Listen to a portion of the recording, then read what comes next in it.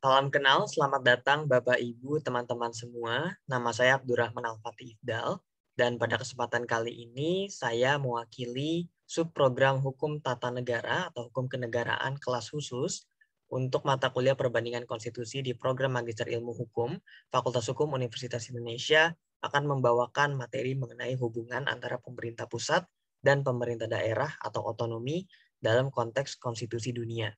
Fokus penelitian saya pada hari ini adalah Konstitusi Indonesia, yakni Undang-Undang Dasar Negara Republik Indonesia tahun 1945, dan saya akan melakukan perbandingan terhadap ketentuan otonomi di Indonesia dengan ketentuan otonomi yang ada dan tercantum di dalam konstitusi negara-negara lainnya.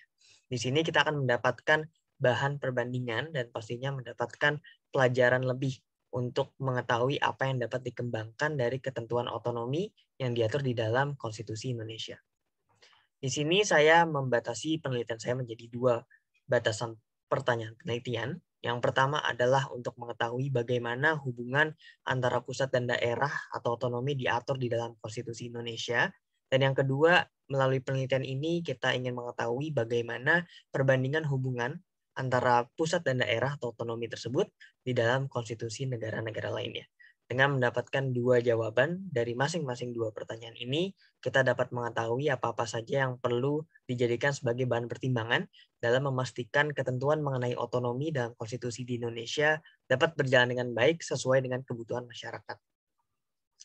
Apabila kita berbicara mengenai otonomi, maka kita berbicara mengenai hubungan yang dimiliki oleh dua entitas berbeda di dalam satu sistem pemerintahan. Apabila kita melihat pada definisi yang diatur dan juga dimuat di dalam Kamus Besar Bahasa Indonesia, otonomi sendiri itu ialah pemerintahan sendiri. Kalau kita melihat pada definisi otonomi untuk Black's Law Dictionary, di sana dijelaskan bahwa otonomi merupakan political independence of a nation atau the right or condition of a self-government.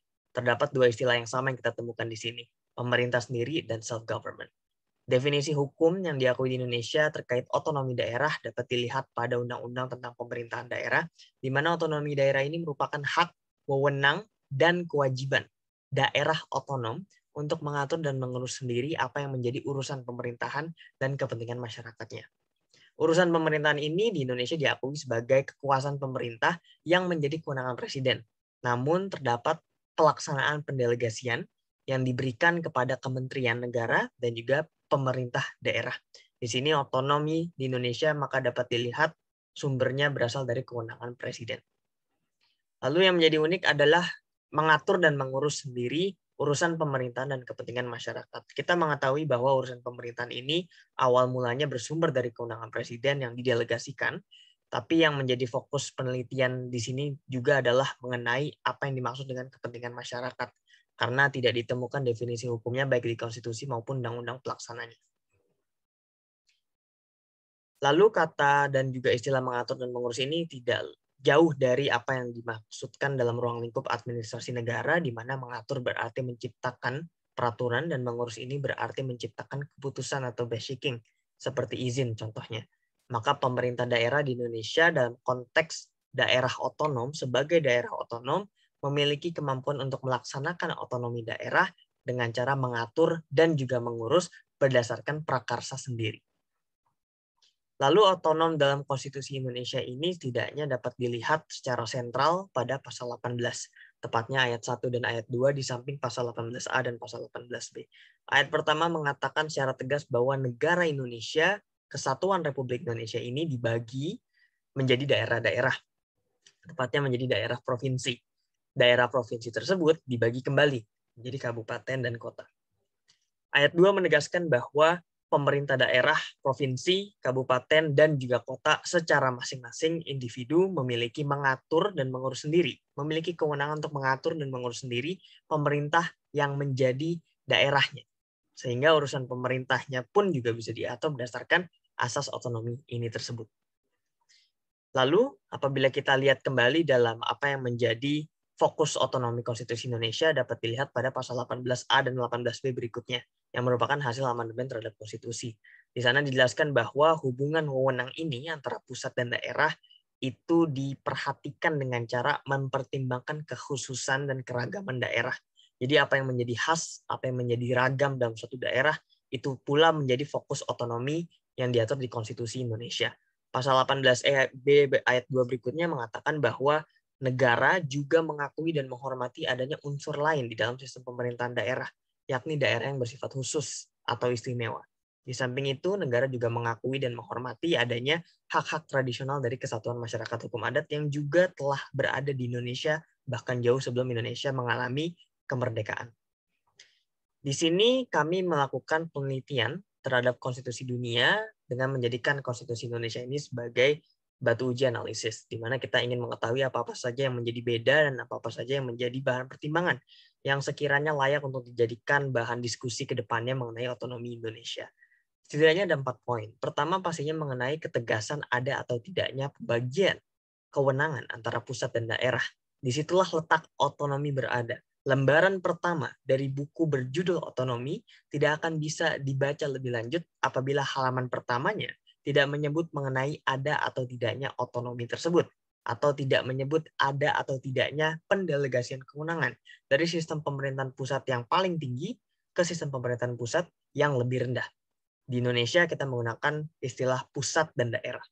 Kedua, daerah khusus. Di sini apabila terhadap otonomi, maka kita secara langsung pun memberikan pengakuan terhadap apa yang menjadi khusus dalam suatu daerah. Karena kita tidak bisa bicara tentang otonomi apabila kita tidak mengakui bahwa pada dasarnya daerah bersifat khusus. Ada daerah yang bersifat khusus sehingga otonomi menjadi perlu. 3, pemilihan kepala daerah.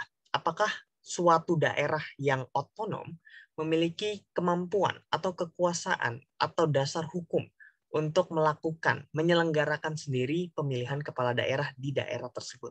Atau apakah pemilihan tersebut dilakukan secara sentral oleh pemerintah pusat? Terakhir, keempat, ada peraturan daerah yang pastinya mengatur dan juga mengurus mengenai apa-apa saja yang menjadi fokus penyelenggaraan di daerah tersebut. Apabila suatu daerah tidak memiliki kemampuan tersebut untuk membentuk suatu peraturan daerah atau peraturan kepala daerah, maka konsep otonominya bisa jadi berbeda dengan yang diakui di Indonesia. Dari sini kita bisa melihat setidaknya ada beberapa pembagian terhadap perbandingan otonom-otonom atau otonomi-otonomi yang tercantum dalam berbagai konstitusi dunia di berbagai negara yang ada di dunia sekarang. Di sini, berdasarkan penelitian yang sudah kami lakukan, setidaknya terdapat 6 pengelompokan. Berdasarkan tabel dapat dilihat bahwa pembagiannya masih berdasar pada 4 aspek yang telah dijelaskan sebelumnya. Kelompok pertama menempati urutan pertama dalam hal negara dengan kategori terbanyak. Di sini, kelompok 1 terdapat 25 negara dari Albania, Brazil, Kolombia, Costa Rica, dan seterusnya sampai Zimbabwe, sebagaimana dapat dilihat di layar.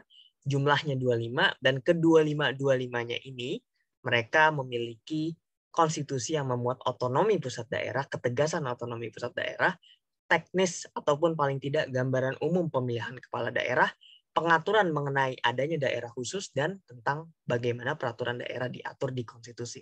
Keempat aspek ini terpenuhi, dapat ditemukan dalam 25 negara tersebut, dan kita kelompokkan sebagai kelompok pertama. Kelompok 2A adalah kelompok negara dengan konstitusi yang menyebut 3 aspek pertama tetapi tidak menyebut mengenai peraturan daerah. Di sini setidaknya kita menemukan 6 negara. Ada Andorra, Armenia, Austria, Chile, Honduras, dan juga yang terakhir Togo. Di sini kita tidak menemukan adanya daerah otonom yang berdasarkan fungsi atau asas otonomi dapat memiliki kewenangan untuk membentuk peraturan daerah. Kelompok 2B di sini kita melihat bahwa yang tidak dipenuhi atau tidak dicantumkan adalah mengenai daerah khusus. Ini adalah negara-negara yang jumlahnya ada 7, sebagaimana dapat dilihat di layar, yang tidak menyebutkan mengenai kewenangan atau kekuasaan negara tersebut untuk ingin mengakui atau menghormati daerah yang sifatnya khusus. Sehingga tidak ada perlakuan berbeda terhadap daerah otonom yang menerima otonomi. Negara-negara tersebut meliputi Argentina, India, Madagaskar, Pakistan, Sao Tome and Principe, Tonga, dan Vanuatu. Di sini kita melihat bahwa secara penyebaran geografis, negara-negara ini ternyata tidak terpusat pada satu benua saja. Kita memiliki India yang berada di Asia, Argentina yang berada di Amerika Selatan, lalu juga negara-negara lainnya seperti Madagaskar yang berada di Afrika. Sehingga kita bisa akui bahwa ada atau tidaknya pengakuan terhadap daerah khusus ini tidak melihat dari seberapa dekat satu negara dengan negara lainnya pada benua yang sama. Sehingga kita bisa mempelajari hal ini untuk Indonesia ke depannya. Lalu kelompok 2C, di mana yang tidak ada adalah pemilihan kepala daerah. Di sini kita menemukan satu negara, dari total 50, ada negara Nepal yang berada di Asia Tengah. Lalu kelompok 3, di mana tidak ada mengenai daerah khusus dan juga peraturan daerah dalam konstitusi mereka. Kita menemukan 3 negara di sini, Afghanistan, Algeria, dan juga Kenya. Di sini kalau kita lihat, tidak jauh ya dari Afghanistan, Algeria, dan Kenya, masih benua Afrika dan Asia, maka kita bisa setidaknya memetakan bagaimana pengaruh keberadaan atau lokasi geografis terhadap konstitusi mereka. Dan perlu diketahui juga bahwa konstitusi yang menjadi fokus penelitian ini adalah konstitusi terbaru, jadi meneliti konstitusi yang juga sudah diubah oleh versi terbarunya. Terakhir kita menemui kelompok 4 di mana masih diatur mengenai otonomi pusat daerah, tetapi tidak dilihat adanya pengaturan untuk 3 aspek lainnya. Pemilihan kepala daerah tidak ada, daerah khusus juga tidak ada, peraturan daerah pun tidak ada. Di sini kita menemukan beberapa negara. Totalnya ada 8. Ada Angola, Rwanda, Australia, Azerbaijan, Timor Leste, Amerika Serikat, Inggris, dan juga Uni Emirat Arab. Mungkin mata kita tertuju pada 2 negara, Amerika Serikat dan juga Inggris. Yang dimana tidak mengherankan jika untuk Inggris, karena Inggris sendiri tidak memiliki konstitusi tertulis, sehingga tersebar di beberapa praktik ketatanegaraan, yang mana setelah kita teliti tidak menyebut mengenai ini. Ya, mereka orang ataupun pemimpin ataupun mereka yang mengatur Inggris melalui peraturan-peraturannya, para pembuat peraturannya tidak menyebutkannya secara eksplisit pada konstitusi atau praktek ketatanegaraan secara umum di Inggris. Lalu untuk Amerika Serikat, sebagaimana kita pahami, konstitusinya secara umum hanya menyebut mengenai pengakuan negara bagian sebagai bagian dari negara federal Amerika Serikat. Untuk negara-negara lainnya, seperti Australia yang juga merupakan persekutuan dari Inggris, ternyata terdapat kesamaan, bahwa negara persekutuan pun juga secara tidak langsung maupun langsung memiliki kesamaan dengan negara induknya atau persekutuan induknya, yakni Britania Raya atau Inggris. Dari tabel ini kita memahami ada beberapa hal yang bisa kita pelajari mengenai aspek-aspek tersebut untuk memahami perbandingan hubungan pusat daerah otonom dalam konstitusi dunia. Sebagai penutup, ada kesimpulan yang dapat kita miliki, yakni bahwa Indonesia mengatur hubungan pusat daerah dalam konstitusinya di Undang-Undang Dasar Negara Republik Indonesia tahun 45, tepatnya di 18, 18A, dan 18B. Otonomi diartikan sebagai kewenangan untuk mengatur dan mengurus 2 hal, urusan pemerintahan yang awalnya dari presiden dan kepentingan masyarakat yang sampai sekarang setidaknya belum dapat diketahui apa batasannya. Tapi yang pasti ini tidak lepas dari hak tradisional, hak asal-usul, ataupun kekhasan daerah masyarakat yang menduduki daerah otonom. Saran dari penelitian yang sudah dilakukan ini bahwa konstitusi dunia ini secara seragam mengatur ada tidaknya ketegasan mengenai pusat dan daerah, apakah terdapat asas otonomi di dalamnya.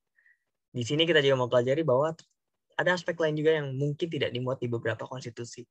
Tapi yang satu hal yang bisa kita pelajari adalah bahwa hubungan pusat otonomi ya atau pusat daerah dalam konteks otonomi ini tidak menjadi bahasan yang kuno lagi karena konstitusi sudah mengalami perubahan, dunia sudah mengalami perubahan, dan ternyata ketegasan pembatasan apa yang menjadi kewenangan pusat dan daerah menjadi suatu urgensi, sehingga kita lihat beberapa konstitusi yang dari tahun lama pun mengalami revisi, mengalami perubahan, dan salah satunya ialah mengenai otonom.